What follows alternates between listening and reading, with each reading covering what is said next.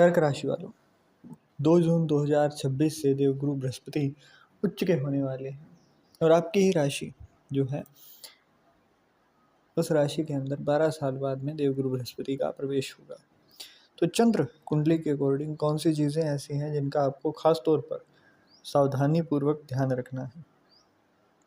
सबसे पहली बात, देवगुरु बृहस्पति आपकी चंद्र कुंडली के अंदर लग्न भाव के अंदर आ रहे हैं।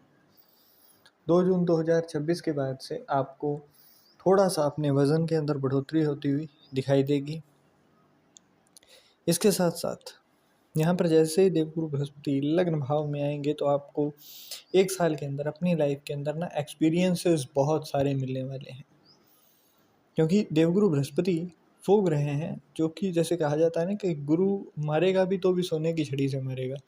सेम यहाँ पर आपको अलॉट ऑफ एक्सपीरियंसेस यहाँ पर देखने को मिलेंगे, जिसके अंदर अप्स एंड डाउन्स वगैरह सारे होंगे, है ना, बहुत ही नेक्स्ट लेवल के। वहीं जो काम आपके बहुत लंबे टाइम से अटके हुए थे तो वो कार्य आपके होते हुए दिखाई देंगे।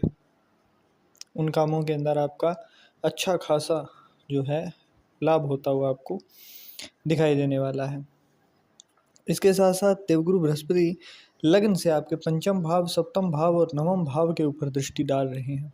पंचम भाव के ऊपर दृष्टि डालने का मतलब है कि आपको अपनी लव लाइफ के अंदर ना एक स्टेबिलिटी मिलती हुई दिखाई देगी। जो अगर कोई कार्मिक कनेक्शन था जहाँ पर बहुत लंबे टाइम से ऑन ऑफ सिचुएशन चल रही थी, तो अब यहाँ पर आपका एक फेज़ ख़त्म होने वाला है। या तो ये स्टे करेगा या फिर बिल्कुल एंड अप हो जाएगा। ये बीच का जो भी मैटर चल रहा था वो ख़त्म होता हुआ आपको दिखाई देगा। वहीं 7th हाउस के अंदर दृष्टि दिखने का मतलब होता है कि आपकी एक नई पार्टनरशिप शुरू होना, एक नया बॉन्ड शुरू होना, उन चीज़ों के अंदर आपके फेवर के अंदर चीज़ें जाती हुई दिखाई देंगी। वे लोग जो कि अपना बिजनेस कार्य करते हैं, अपना खुद का कोई व्यवसाय कर रहे हैं, उनके लिए यहाँ पर उन्नति के दरवाजे खुलते हुए नजर आएंगे। नवम भाव के अंदर देवगुरु बृहस्पति स्वामी भी हैं और नवम भाव के ऊपर दृष्टि भी है, जहाँ पर शनिदेव बैठे हुए हैं। और यहाँ पर हो क्या रहा था ना, जो भी आपके लक बेस्ड वर्क थे, है ना, जहाँ पर आपका किस्मत का काम था, उन कामों के अंदर आपको डिले देखने को मिल रहा था।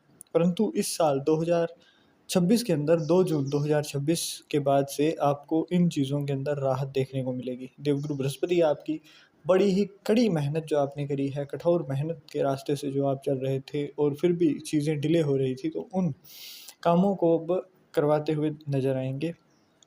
वहीं शनिदेव जो कि आपके 9th हाउस के अंदर हैं, तो वो जैसे जैसे आप सोचते हो ना कि ये वाला काम मेरा हो जाएगा ना, आप जितनी ज़्यादा एक्सपेक्टेशंस रखते हो वहीं ये गिरा देते थे।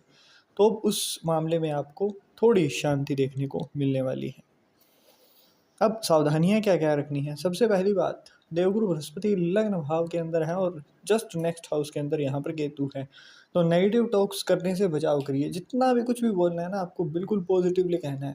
कई लोग क्या करते हैं ना कि मुझे गरीबी वाली लाइफ नहीं जीनी। अब नहीं भी नहीं बोलना है आपको, गरीबी वाली लाइफ नहीं जीनी है ना, तो सीधा बोलो कि मुझे अमीर होना है ना। तो इस तरीके से आपको बिल्कुल पॉजिटिवली ही बातें करनी शुरू करनी है।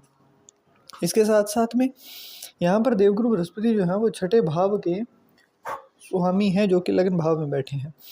तो वे लोग जो कि किसी भी तरीके के मुकदमे को देख रहे थे, उनके लिए राहत का कार्य मिलेगा। यहाँ पर ना अगर आपसे हो सके तो किसी हॉस्पिटल के अंदर, किसी भी गवर्नमेंट संचालित कोई चीज़ हो गई या फिर कोर्ट कचहरी के आगे अगर किसी की हेल्प आप कर सकें तो वो करिएगा। किसी भी विवाद से अंदर पड़ने से बचाव करना आपके लिए फ़ायदेमंद होगा। लव लाइफ के अंदर एक म्यूचुअल अंडरस्टैंडिंग, म्यूचुअल एफर्ट से ही आपकी चीज़ें आगे बढ़ती हुई नजर आएंगी। अगर एक ही जन यहाँ पर चीज़ें ढो रहा था तो वो चीज़ें अब ख़त्म होती हुई आपको नज़र आएगी। एक अलग सी टायर्डनेस यहाँ पर देखने को मिलेगी। इमोशनल जिसे हम कहते हैं ना, एग्जॉस्टेड हो गए आप फील कर रहे हो, तो वो चीज़ें अब ख़त्म होती हुई नजर आएंगी।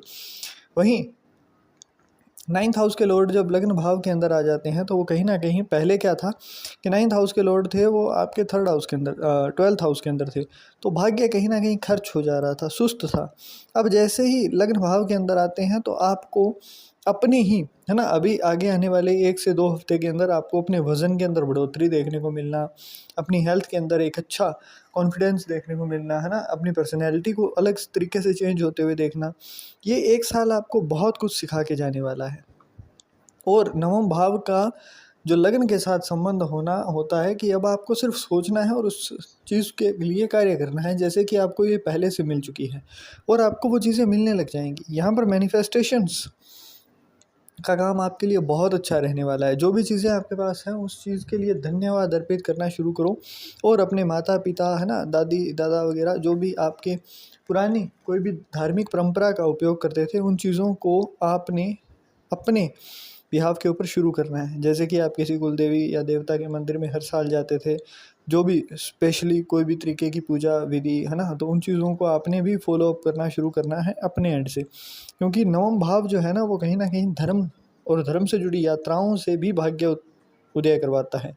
लग्न कुंडली के अंदर मुझे नहीं पता आपके क्या चार्ट्स हैं क्या नहीं है, परंतु इन चीज़ों को भी अगर आप यूज़ करते हो ना, तो अपनी लाइफ को बहुत अच्छा खासा बदलते हुए देखोगे। पितृदोष है अगर कुंडली के अंदर, तो भी ये साल आपको बहुत अच्छे तरीके से हेल्प करने आया है। तो इस चीज़ का फ़ायदा उठाने से बिल्कुल भी मत कतराइए।